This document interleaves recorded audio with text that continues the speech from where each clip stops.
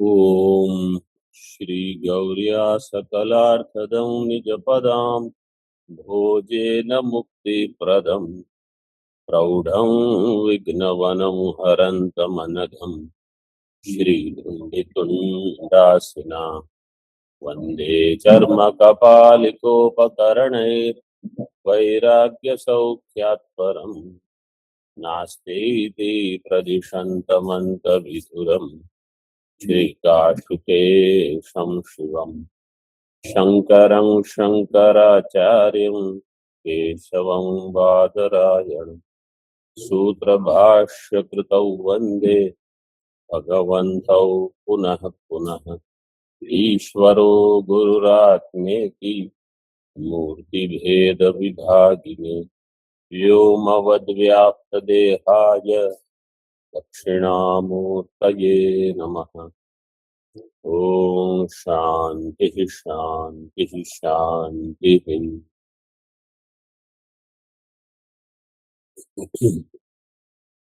दहर अधिकरण है, चल रहा है। इसमें पूर्व सूत्र की व्याख्या पूरी हो गई। अभी एक हमने बताया था कि एक दृष्टांत देंगे, तो दृष्टांत थोड़ा समझ लीजिए। मतलब वो अवस्था त्रय विवेक के लिए ये दृष्टांत है। जैसे समझो ये जन्माष्टमी वगैरह आते हैं ना, अभी जन्माष्टमी आएगी तो कृष्ण मंदिरों में एक अलंकार होते हैं सब विशेष विशेष। जैसे किसी एक दिन पुष्प का होगा तो पूरा मंदिर पुष्प ही पुष्प भर देते हैं। भगवान कृष्ण के कुछ वस्त्र हो विशेष, लेकिन उसके ऊपर भी अलग अलग प्रकार के पुष्प होते हैं। अगले दिन आप देखोगे तो समझो पुष्प के बदले सारे फल हैं, फल ही फल लगाए होते हैं। हमारे यहाँ भी कभी कभी बहुत सारे फल की सेवा लगाते हैं। वो सेवा है एक प्रकार से। और समझो तीसरे दिन सूखा मेवा सब लगाया बहुत सारा भगवान। तो समझो कोई बालक एक दिन गया और उसको कहा कि कहाँ गए थे, पूछा उसको कौन से मंदिर है, तो फूल वाले भगवान। दूसरा बालक दूसरे दिन गया, उसको पूछेंगे कौन से भगवान के वहां गए, तो क्या कहेगा, फल वाले जहाँ बहुत सारे फल वल लगाए हैं। तीसरा कहेगा तीसरे दिन सूखा मेवा है वहां। वास्तव में परमात्मा न फूल वाले हैं, न फल वाले हैं, न ये सूखा मेवा। मतलब जो मुख्य विग्रह है उसको इन सब चीजों से कुछ लेना देना नहीं। मुख्य विग्रह अलग है, उसके साथ एक प्रपंच की उपाधि आती है। तो जो मैं है ये अलग है, अहम। इसमें जागृत प्रपंच की एक उपाधि आ गई। ये उपाधि कहाँ से कहाँ तक है, तो प्रमातृत्व, जागृत प्रमातृत्व जो है ये भी औपाधिक है। क्योंकि जो जागृत का प्रमाता है वो स्वप्न में नहीं है, और जो जागृत स्वप्न का प्रमाता है वो सुषुप्ति में नहीं है। तो प्रमातृत्व से लेकर सारी चीजें जुड़ी जाती हैं। और हम जब व्यवहार करते हैं तो अपने आप को प्रमाता मानकर ही करते हैं। तो इसको हम मान लेते हैं कि ये तो मैं हूं ही। लेकिन स्वप्न का जो प्रमाता है वो जागृत वाला प्रमाता इसलिए नहीं है क्योंकि जागृत का जो ज्ञान है वो सारी राशि वहां उपलब्ध नहीं है। कुछ कैसे है, विवेक है नहीं है, अलग होता है स्वप्न। तो प्रमातृत्व सहित पूरा प्रपंच हम लगा देते हैं अपने ऊपर जागृत में, वो हटा के ऐसे ही समझो जैसे पुष्प की सेवा सब लगा दी भगवान के पर, उसको हटा के दूसरी लगाई, उसको हटा के तीसरी लगा दी, लेकिन वास्तविक जो स्वरूप है उसमें ये कुछ नहीं। तो ऐसे हमारा जो मूल स्वरूप है इसमें कुछ नहीं। लेकिन अगर किसी को परमात्मा का दर्शन करना है, समझो मंदिर जाके ऐसे जैसे हम दृष्टांत के, तो कैसे करेंगे? उनको वहीं जाना पड़ेगा, वो सभी देखेंगे, लेकिन उनको सबका बाध करना पड़ेगा। और अगर उनका ध्यान केवल यहाँ के रूप के पुष्प है और क्या सुगंध है और कहाँ कितना बड़ा है, कितने पुष्प लगाए और इसमें क्या खर्चा लगा होगा, इसी में जिसका ध्यान है वो भगवान को नहीं देखेगा। तो अगर हमारी बुद्धि प्रपंच में ही अटक जाती है कि ये ऐसा है, वो वैसा है, ये ऐसा है, ये प्रपंच कैसा है, तो हम आत्मा दर्शन, आत्म चैतन्य को नहीं जान पाते। तो ये सारी उपाधि भले वहां हो लेकिन बुद्धि से हटानी है, क्योंकि भौतिक रूप से अगर आप कहोगे कि मैं ये सब हटा दूंगा तब ही देखूंगा, वो संभव नहीं। मतलब कोई अगर कहे कि हम निर्विकल्प समाधि में जाएंगे, तो जा सकते हो, लेकिन वेदांत ये नहीं कहता कि आपको जाना ही पड़ेगा। आप विवेक करो, जिसका व्यतिरेक हो सकता है वो वास्तव में वहां स्वरूप नहीं है। तो केवल इतना करने का अगर हमारा सामर्थ्य है तो हम स्वरूप, आत्म स्वरूप का दर्शन कर सकते हैं। तो ये अगर एक बार हो गया और समझ हो गई तो क्या करना है, इसको बार बार करना पड़ेगा। क्यों? क्योंकि बार बार ये विपरीत भावना आती है कि अच्छा ये सब इससे जुड़ा हुआ है, ये सारे पुष्प का प्रपंच, फल का प्रपंच वहां जुड़ा हुआ है, उसको हटाते रहना पड़ेगा। ये तो बाह्य बाह्य वस्तु के लिए दृष्टांत है। जब आत्मा के साथ पंचकोश जो है, इनका विवेक तो और भी अधिक आवश्यक है। क्योंकि साधारण कोई अगर समझो ध्यान के लिए बैठे आधा घंटा और मैं पंचकोश नहीं हूँ, तो उतना तो समझ में आ ही जाता है, लेकिन उतने मात्र से उनको मोक्ष हो जाएगा? नहीं होगा। हाँ हाँ, इतने मात्र से ही अगर मोक्ष हो जाता तो सभी अभी स्थित प्रज्ञ और जीवन मुक्त होके घूमते। तो ऐसे तो होगा नहीं। तो इसके लिए तो आपको बहुत आवश्यक है कि आप आत्मचिंतन बार बार करते रहो, पुनः पुनः अनुसंधान करना, तभी ये ज्ञान होगा। तो ये बहुत आवश्यक है। ये नहीं होगा तो फिर वही पुनरपि जननम पुनरपि मरणम, प्रत्येक जीवन में फिर जन्म मृत्यु जरा व्याधि ये चलते रहे, फिर भी करना पड़े। अगर आपकी चित्त शुद्धि बहुत अधिक है, उत्तम अधिकारी अगर आप हो, आपने पहले ही उपासना आदि किए हैं अथवा संप्रज्ञात समाधि इत्यादि पहले बहुत हो चुके हैं, तो केवल एक बार से हो जाएगा। लेकिन अगर आप मध्यम अथवा मंद अधिकारी हो, वेदांत का आपके जीवन में प्रवेश हो चुका है, लेकिन अन्य अन्य साधनाएं नहीं की है आपने, अमानित्वम अदम्भित्वम ये सब नहीं है, दैवी संपत्ति बहुत कम है या बिल्कुल नहीं है या जो भी हो, तो आपको बहुत ये करना पड़ेगा। तो प्राग अनभ्यासिनो पश्चात, क्या है वो श्लोक पंचदशी में, जिन्होंने प्राग अभ्यास नहीं किया है उनको बहुत निधिध्यासन लंबे दीर्घ काल तक करना पड़ता है। जिन्होंने पहले उपासनादि किए हैं उनको निधिध्यासन कम समय अथवा आवश्यक भी न हो। तो जब कहते हैं श्रवण मात्र से ज्ञान हो गया, तो ऐसे। अब अगला सूत्र देखिए, टीका। तो ये दृष्टांत अगर स्पष्ट है तो इस पर चिंतन कर सकते हो। एवं प्रजापति वाक्ये जीवानुवादेन ब्रह्मण एव अपहत पापमत्वादि उक्ते जीवे तदसंभवात् न जीवो दहर इति उक्तम। प्रजापति वाक्य में जीवानुवादेन, जीव का अनुवाद करके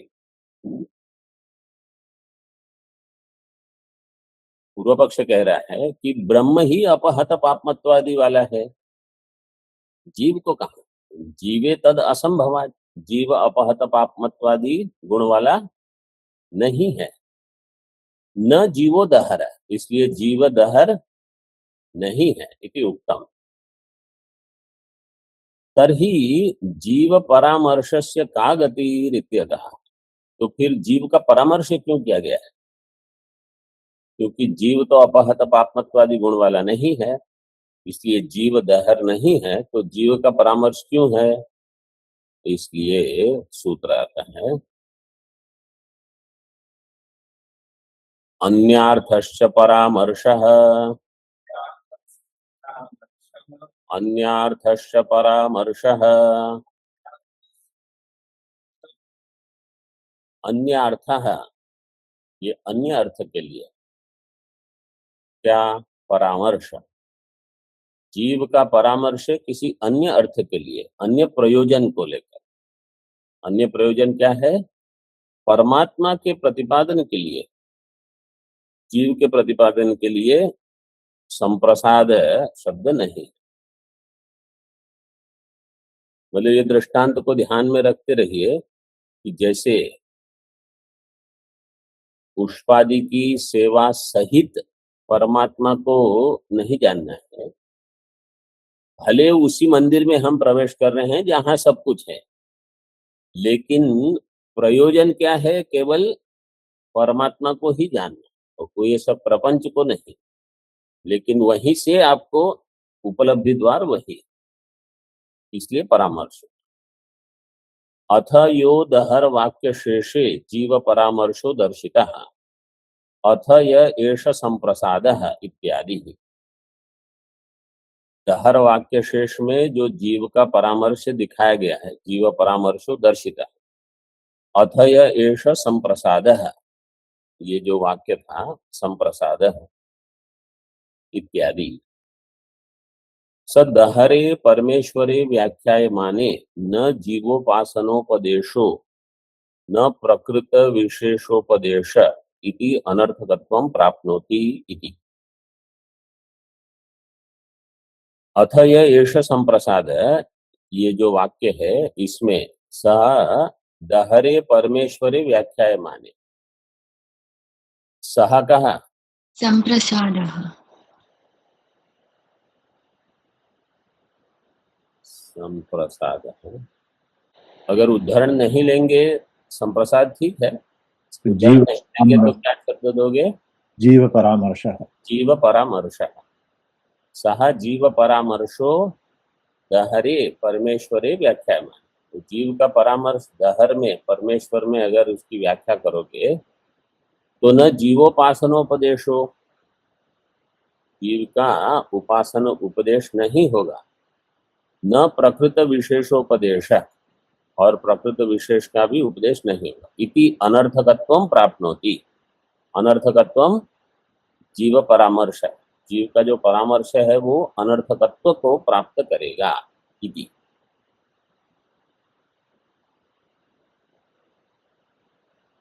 टीका में सूत्रम व्याचष्टे अथ इत्यादि।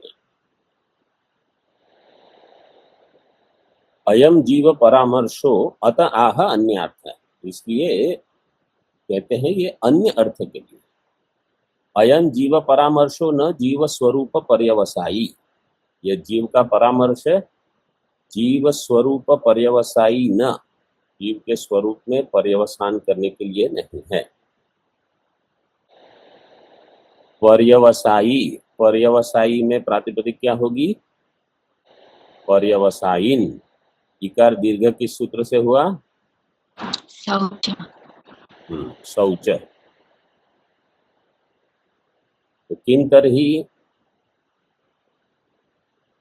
परमेश्वर स्वरूप पर्यवसायी, ये जीव स्वरूप पर्यवसायी नहीं है। कौन जीव स्वरूप पर्यवसायी नहीं है? हाँ, दहर जीव परामर्श, जीव परामर्श कहो अथवा संप्रसाद, दोनों जीव का परामर्श हुआ संप्रसाद शब्द से। ऐसे तो परमेश्वर स्वरूप पर्यवसायी है, मतलब संप्रसाद शब्द से परमात्मा को दिखाया जा रहा है, परमात्मा को याद किया जा रहा है। ऐसे कथम, कैसे? संप्रसाद शब्दोदितो जीवो, संप्रसाद शब्द तो वास्तव में जीव के लिए है। संप्रसाद शब्दोदितो जीवो जागृत व्यवहारे देहेन्द्रिय पंजराध्यक्षो भूत्वा सद्वासना निर्मितांश्च स्वप्नान् नाडीचरो अनुभूय श्रान्तः शरणं प्रेप्सुरुभय रूपादपि शरीराभिमानात् समुत्थाय सुषुप्तावस्थायां परम ज्योतिराकाश शब्दितं परम ब्रह्मोपसंपद्य विशेष विज्ञानवत्वं च परित्यज्य स्वेन रूपेण अभिनिष्पद्यते। संप्रसाद शब्दित जो जीव है, जागृत व्यवहार है, जागृत अवस्था में क्या होता है? देहेन्द्रिय पंजराध्यक्ष,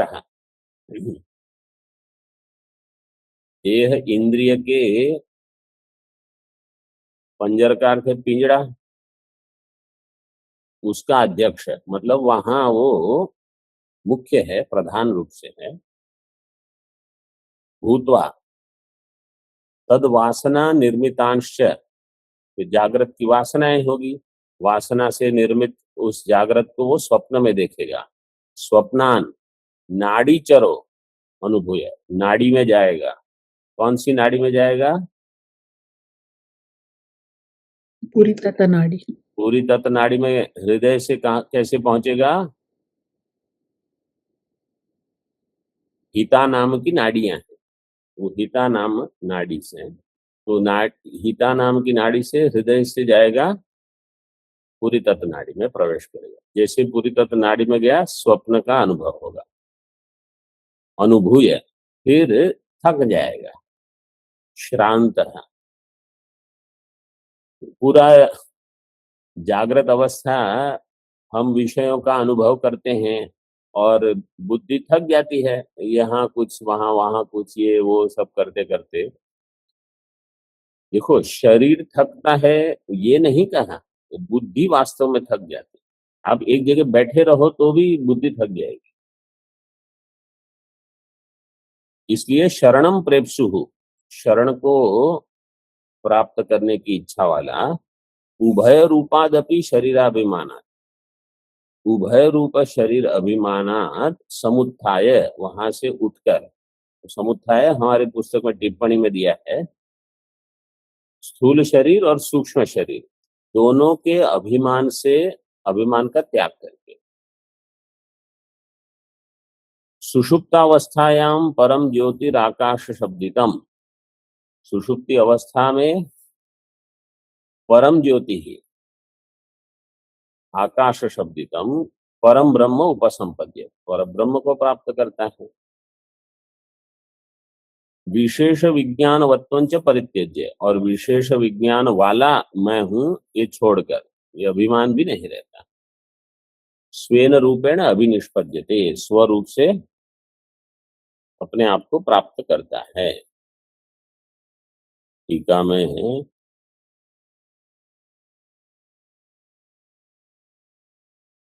प्रकृते दहरे विशेषो गुणः तद उपदेशोपि न इत्यर्थ। यहाँ जो प्रकरण चल रहा है उसमें दहर के किसी विशेष गुण का उल्लेख नहीं है। दहरे विशेषो गुणः न इत्यर्थ। तत्र दहर वाक्य शेष रूपम संप्रसाद वाक्यम आशंका पूर्वकम दहर ब्रह्म परत्वेन व्याचष्टे। दहर वाक्य शेष जो है संप्रसाद वाक्यम, उसमें शंका करके उसको दहर ब्रह्म परत्वेन उसकी व्याख्या करते हैं। कथम, ये हमने देख लिया।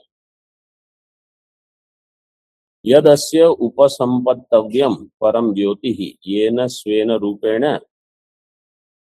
अयम अभिनिष्पद्यते स एष आत्मा अपहत पापमत्वादि गुणः उपास्य इति एवं अर्थो अयम जीव परामर्शः परमेश्वरवादिनो अपि उपपद्यते।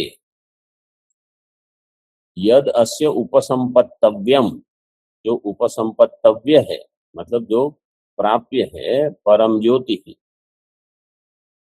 येन स्वेन रूपेण अयम अभिनिष्पद्यते, स्वरूप से उसको प्राप्त करता है, मतलब जान लेता है। सह एषा आत्मा अपहत पाप। तो जो जीव है, जो सुषुप्ति अवस्था में, देखो यहाँ कहा था अनुभूय, पहले कहा व्यवहारे देहेंद्रिय पंजराध्यक्षो भूतवा, ये कौन होगा? जीव होगा, ठीक है। फिर स्वप्न निर्मितान वासना निर्मितान भोगान अनुभूय, ये अनुभव कौन करेगा? जीव। श्रांत है, श्रांत कौन हो जाएगा? थक जाएगा, जीव। लेकिन इसके बाद शरीराभिमान का त्याग करेगा, तब वो जिसको प्राप्त करेगा वो ब्रह्म है। तो इसलिए यहां दे दिया यद अस्य उपसंपत्तव्यम, जिसको वो प्राप्त करता है वो परम ज्योति है, वही उसका वास्तविक स्वरूप है। ये न स्वेन रूपेण अयम अभिनिष्पद्यते, स एषा आत्मा अपहत पापमत्वादि गुण। तो ये आत्मा अपहत पापमत्वादि गुण वाला जो है, यही उसका मूल स्वरूप है। उपास्य, आत्मा उपास्य इति एवं अर्थोयम जीव परामर्शः परमेश्वरवादिनो अपि उपपद्यते। यहाँ उपास्य जो है वो इस मंत्र को जो यहाँ उद्धृत किया था 8-3-4, क्योंकि वहां प्रकरण उपासना का है। सप्तम खंड, अष्टम अध्याय का जो सप्तम खंड है वहां से ज्ञान का प्रकरण, उसके पहले उपासना का प्रकरण। ये विभाग ध्यान में रखिए सब। उपपद्यते, यहाँ ये सूत्र पूरा हुआ। और एक सूत्र है अल्पश्रुतेरिति चेत तदुक्तम, अल्पश्रुतेरिति चेत तदुक्तम,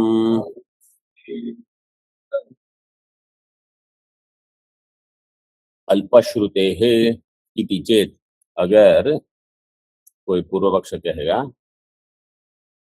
कि जो दहर शब्द है वो तो अल्प के उल्लेख कर रहा है, तो इतना छोटा तो ब्रह्म है नहीं, ब्रह्म तो बृहत है, तो अल्पश्रुते है, अल्पश्रुति होने से वो ब्रह्म नहीं है, वो जीव ही होगा, ऐसे पूर्व पक्ष कहेगा। इति चेत, सिद्धांत गए तद उत्तम, वो हमने पहले समाधान कर दिया है और आगे भी करेंगे। तो यहाँ आगे समाधान करेंगे, उसके लिए उत्तम ऐसे कहा।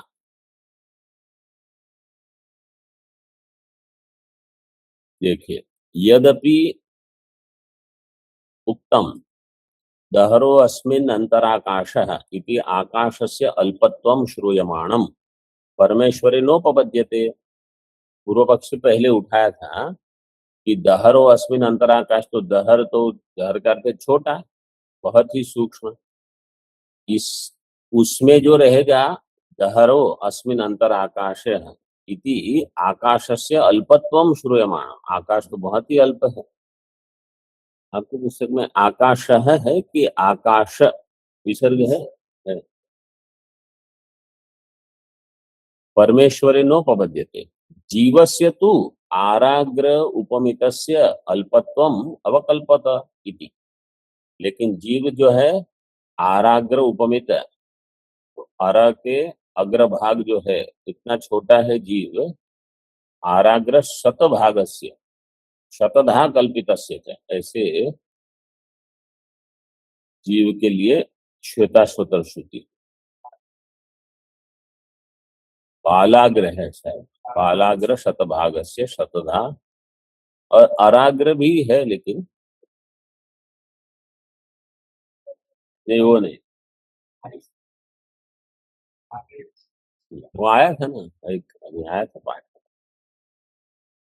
अराग्र का अर्थ है वो जो घोड़ों को पकड़ के रखने के लिए जो चाबुक रहती है, मतलब जो उनको उसमें छोटे छोटे कीले रहते हैं, वो बहुत ही सूक्ष्म, उसका जो आरी भी बोलते हैं वो अलग, हाँ, लेकिन वही वो लोहे का ऐसा होता है। तो आराग्र उपमितस्य अल्पत्वम अवकल्पते इति। तो वहां उसका जीव के लिए तो अल्पत्व हो जाएगा, ब्रह्म के लिए दहर शब्द कैसे होगा? तस्य परिहारो वक्तव्य, आपको उसका परिहार करना पड़ेगा। सिद्धांत कहता है उक्तो ही अस्य परिहार, इसका परिहार हमने बता दिया। परमेश्वरस्य आपेक्षिकम अल्पत्वम अवकल्पते इति। परमेश्वर का जो अल्पत्व है वो केवल आपेक्षिक है। आपेक्षिक का अर्थ है उपाधि को लेकर है। तो कहाँ बताया? मतलब बताएंगे, आगे सूत्र आएगा। अर्भकौकस्त्वात् तद व्यपदेशाच्च नेति चेन्न निचाय्यत्वात् एवं व्योमवच्च इति अत्र। तो 1 2 7 तो अभी तो आगे आएगा, लेकिन सूत्रकार ने कह दिया, हमने बता दिया।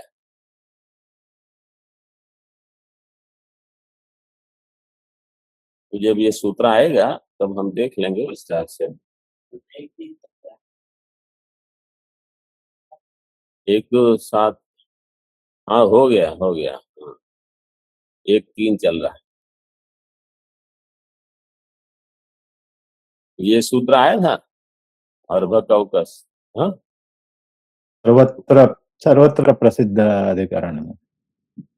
सर्वत्र प्रसिद्ध है। हाँ ये हो गया है। निचायत्वाद एवं व्योमवच्च, जैसे आकाश है तो सर्वत्र है, लेकिन फिर भी उसमें अल्पत्व, इसका अध्यारोप हम कर सकते हैं। ऐसे ही ब्रह्म सर्वत्र है, उसमें दहर अल्पत्व का अध्यारोप हो सकता है। तो किस लिए है? निचायत्वाद एवं व्योमवच्च, तो ये चिंतन के लिए है, अनुसंधान। स एव इह परिहारो अनुसंधातव्य इति सूचयति, उसी का यहाँ भी अनुसंधान करना है, यहाँ भी वही समाधान ले लीजिए इति। तो ये तो उत्तम है, मतलब पहले बता दिया। कौन से पृष्ठ पर है देखो जरा, 419 पृष्ठ पर देख लीजिए। अल्पस्थान स्थितत्वात् व्यपदेशाच्च अणियान इति स्वशब्देन अणीयस्त्व व्यपदेशात्, अणोरणीयान ये बताया। और निचायत्वाद, वास्तव में निचाय का अर्थ होता है विवेक के लिए, लेकिन यहाँ उपासना के लिए, उपास्यत्वाद। जैसे आकाश है तो महाकाश सर्वव्यापी होने पर भी घट में उपलब्ध है, सूची में उपलब्ध है, ये दृष्टांत दिया। इसी प्रकार अर्भक में भी उपलब्ध है।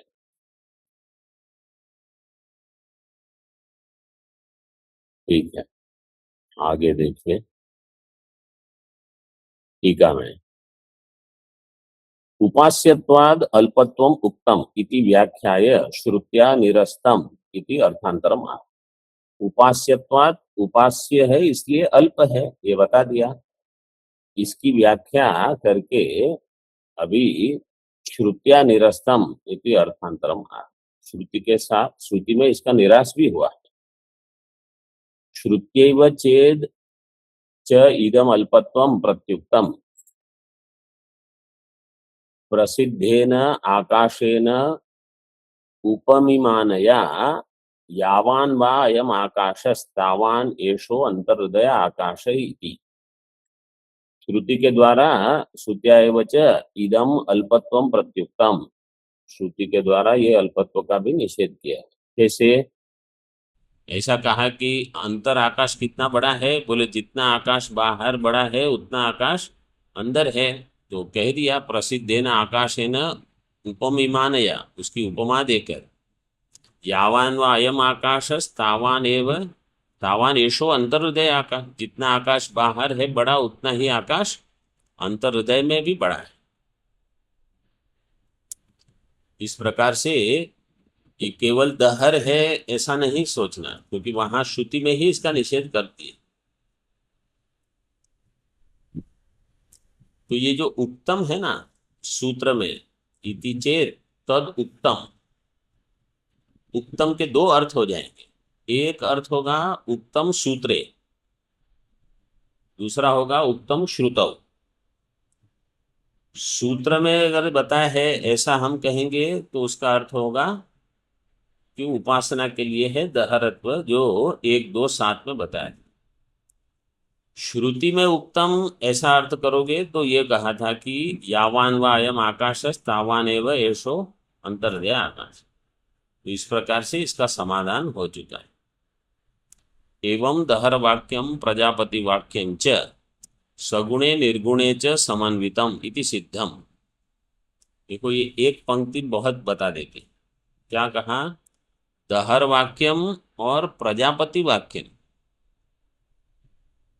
मतलब दो हुए। इसीलिए ये अधिकरण जो है इसमें बीच में आया था एक विस्तार, जब प्रजापति विद्या का विचार आरंभ हुआ। तो दहर वाक्य जो है वो सगुण ब्रह्म में समन्वित है और प्रजापति वाक्य है वो निर्गुण ब्रह्म में समन्वित है। तो अष्टम अध्याय जो है उसमें पहले 6 खंड उपासना के, फिर सप्तम खंड से निर्गुण ब्रह्म का विचार। इस प्रकार से ये अधिकरण यहाँ समाप्त। अभी अगला अधिकरण है अनुकृत्य अधिकरणम। अनुकृतेस्तस्य च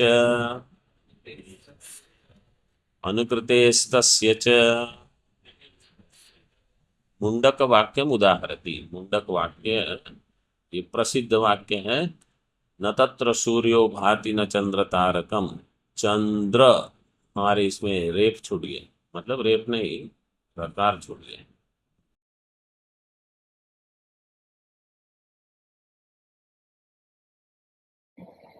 आप लोगों का कितना छूट गया? आप हाँ, लोग हाँ, वो टीका की पंक्ति उपास्यत्वाद अल्पत्वम, उस पर चर्चा हो रही है। उपास हाँ, उपास्यत्वाद अल्पत्वम उक्तम, दो पंक्ति देख लीजिए। इति व्याख्याय, इसकी व्याख्या करके श्रुत्या निरस्तम इति अर्थांतरम आह। श्रुति के द्वारा भी इसका निराश किया गया है, वो अर्थांतर बताते हैं। श्रुति में कहा गया, देखिए भाष्य में, श्रुत्यैव च इदम अल्पत्वम प्रत्युक्तम प्रसिद्धेन आकाशेन उपमिमानया यावान वा अयम आकाशस्तावान एषो अंतर्हृदय आकाशः इति। ये तो नहीं हुआ था ना? नहीं, नहीं सर। तो इस श्रुति में भी इसका निषेध कर दिया है। क्या? अल्पत्व जो है उसका निषेध कैसे किया कि आकाश की उपमा दी। जितना आकाश बाहर है बड़ा उतना ही आकाश अंतर्हृदय में है। यावान वा अयम आकाशस् तावान एषो अंतर्हृदय आकाश इति। इसलिए वो दहर नहीं।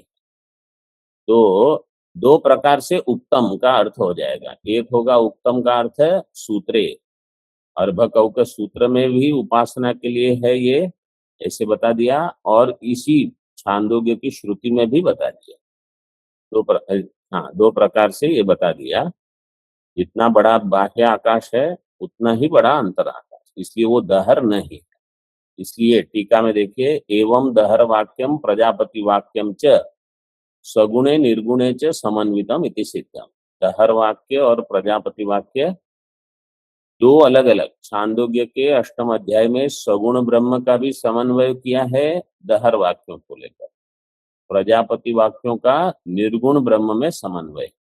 तो तत्व समन्वयात, समन्वय है, और यहाँ दोनों में यह जो पाद है तृतीय पाद है, इसमें ज्ञेय ब्रह्म है कि उपास्य ब्रह्म है? ज्ञेय ब्रह्म। ये ब्रह्म है मुख्य। तो जो सगुण ब्रह्म का यहाँ विचार है वो गौण है, लेकिन मुख्य जो ये तृतीय पाद है वो ज्ञेय ब्रह्म के लिए। अभी अगला जो अधिकरण है मुंडक उपनिषद को लेकर है। अनुकृतेस्तस्य च, अनुकृतेस्तस्य च, अनुकृति, अनुकृति का अर्थ न तत्र सूर्यो भाति न चंद्र तारकम नेमा विद्युतो भांति कुतो यम अग्नि तमेव भांतम अनुभाति सर्वम। ये है अनुकृति। भांतम अनुभाति, अनुकरण करना। तस्य भाषा सर्वम इदम विभाति, ये मुंडक जो मंत्र है उसमें अनुकृति जो हुई है, तो अनुकृते है तस्य च, अनुकृति जो है किसकी अनुकृति होती है? बोले ब्रह्म की ही अनुकृति। तस्य एव, तस्य ब्रह्मण। क्यों? तस्य भाषा सर्वम इदम विभाति, उसके पीछे चलते हैं सब, उसके ही प्रकाश से सब प्रकाशमान है। उसकी वैयासिक, ये तो सरल है इसलिए श्लोक देख लीजिए। न तत्र सूर्यो भातीति तेजोन्तरमुतापि चेत् तेजो विभावकत्वेन तेजोन्तरमिदं महत्।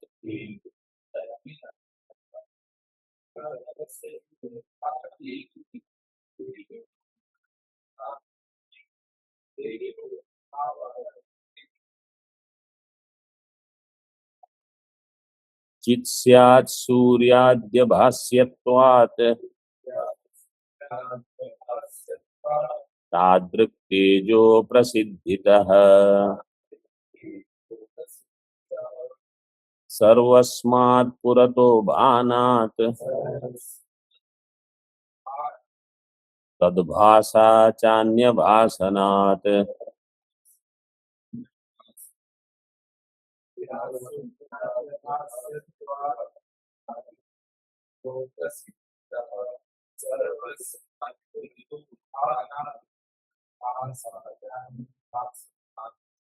न तत्र सूर्यो भाति न चंद्र तारकम, ये पूरा मंत्र जो है ये विषय वाक्य होगा। इसमें संशय क्या है? ये जो सूर्यो भात, न तत्र सूर्यो भाति, तो तत्र से जो बता रहे हैं वो कोई तेजोंतर है, तेजोंतरम उतापि चित, अथवा चैतन्य है।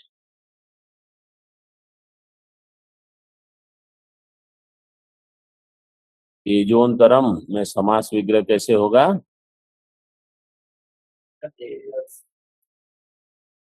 अन्यत तेजः, अन्यत तेजः तेजोंतरम। ऑनलाइन वाले बताएंगे किस सूत्र से ये समास हुआ? मयूर व्यंजकादयश्च।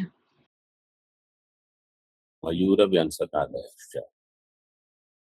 तो संशय क्या है वो भी बता दिया। अब पूर्व पक्ष कहते हैं तेजो अभिभावकत्वेन तेजोंतरम इदम महत्। तेज का अभिभावक है इसलिए ये कोई अन्य तेज है जो बहुत ही बड़ा है, महत् तेज है, जो सूर्य को भी अभिभूत करता है, पराभव कर सकता है। ऐसे तो सिद्धांति उत्तर देते हैं चित् स्यात्, वो चैतन्य है। क्यों? सूर्यादि अभास्यत्वात्, सूर्यादि के द्वारा वो भाष्य नहीं है।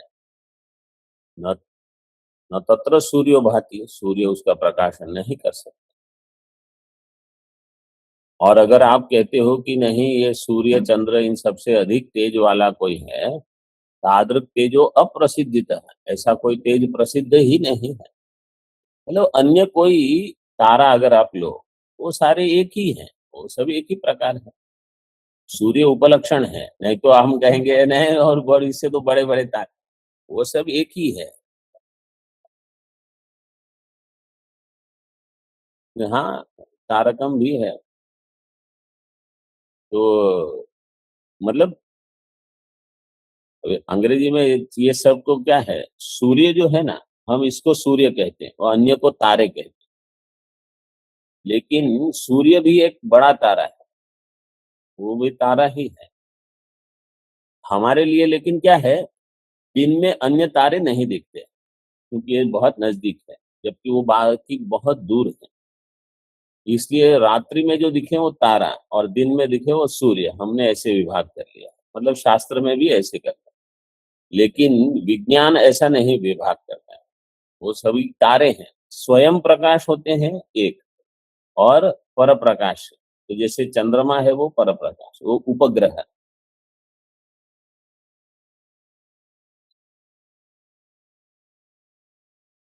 चित् स्यात् सूर्यादि अभास्यत्वात् तादृक तेजो अप्रसिद्धता सर्वस्मात् पुरतो भानात्। सभी के लिए सबसे पहले भान होता है इसी का, सर्वस्मात् पुरतो भानात्। तो सभी के पहले जो भासमान होता है वो है चैतन्य। और तद भाषा च अन्य भाषणात् तमेव भांतम अनुभाति सर्वम। तो सबसे पहले ये भासमान होगा, फिर बाकी सारे, और इसकी भाषा से अन्य भाषणात्, अन्य सभी का प्रकाशन होता है। तस्य भाषा सर्वमिदं विभाति अनुकृतेस्तस्य च। ये सूत्र की व्याख्या देखेंगे टीका में। तस्मिन् ब्रह्मणि विषये न भाति तम न भासयति इति यावत्। ब्रह्मणि विषये न भाति, ब्रह्मणि विषय सप्तमी से विषये न भाति तम न भासयति इति यावत्। भाति का अर्थ करना भासयति। ब्रह्म को सूर्य चंद्र इत्यादि प्रकाशित नहीं करते। यदा चंड भास्करादि न भासयति। हाँ, चंद्र और चंड, चंड भास्कर आदि मतलब प्रचंड भास्कर आदि भी उसको प्रकाशित नहीं करते। ऐसे चंद्र भी ले सकते हो। तदा अल्पदीप्ते है अग्ने है का कथा कि आह कुतो अयम अग्नि। अल्पदीप्ते है में क्या समास होगा? विग्रह अल्पादीप्तिर्यस्य सह अल्पदीप्ति ही। अल्पा का अल्प कैसे हो जाएगा? आपने क्या कहा? हाँ, ऑनलाइन वाले किसी को अल्पादीप्तिर ऐसे तो अल्पदीप्ते है, अल्पदीप्ति ये ह्रस्व हो जाता है। यहाँ दो पद हो और बहुव्रीहि समास में अगर पूर्व पद ह्रस्व होता है, पुंवद भाव को प्राप्त करता है, तो उसमें सूत्र है स्त्रियाः पुंवद भाषित पुंसकात् अनु समानाधिकरणे स्त्रियाम अपूर्णी क्रियादिषु। और अगर कर्मधारय हो, जैसे अल्पाच तद्दीप्ति च इति अल्पदीप्ति ही, ऐसे करोगे तो इसके लिए पुंवत कर्मधारय जातीय देशीयेषु, ये अलग सूत्र है। कर्मधारय के लिए पुंवत कर्मधारय जातीय देशीयेषु। और अगर उत्तर पद में ह्रस्व करना हो तो उसके लिए है गोस्त्रियोपसर्जनस्य। किंच सर्वस्य सूर्यादेहे तद्भास्यत्वात् न तद्भासकत्वम्। सूर्यादि का भी वो भाषक है, इसलिए सूर्यादि उसको प्रकाशित नहीं करते। न तद्भासकत्वम् इत्याह तमेव भान्तम् अनुगमनवत् अनुभानम स्वगत भानकृतम इति शंकाम निरस्यति। अनुगमन जैसे गुरु के पीछे शिष्य चलते हैं, ऐसे अनुभानम स्वगत भानकृतम, स्वगत भानकृत है, इसकी शंका का निराश करते हैं। तस्य भाषा सर्वमिदं विभाति। सभी का अनुगमन जो है वो अपने स्वतंत्र है, ऐसा अगर कोई कहे तो ये स्वतंत्र नहीं है, बाकी सारे परतंत्र है। ये भी हो गया। मतलब कल हम प्रश्न पूछेंगे आपको, इस मंत्र का तृतीय पाद और चतुर्थ पाद, इस दो में क्या भेद है वो आप बताएंगे। ओम पूर्णमदः पूर्णमिदं पूर्णात् पूर्णमुदच्यते पूर्णस्य पूर्णमादाय अवशिष्यते। ओम शांति शांति शांति। शंकरं शंकराचार्यं केशवं बादरायणं सूत्रभाष्यकृतौ वन्दे भगवन्तौ पुनः पुनः। ईश्वरो गुरुरात्मेति मूर्तिभेदविभागिने व्योमवद्व्याप्तदेहाय दक्षिणामूर्तये नमः। ओम शांति शांति शांति।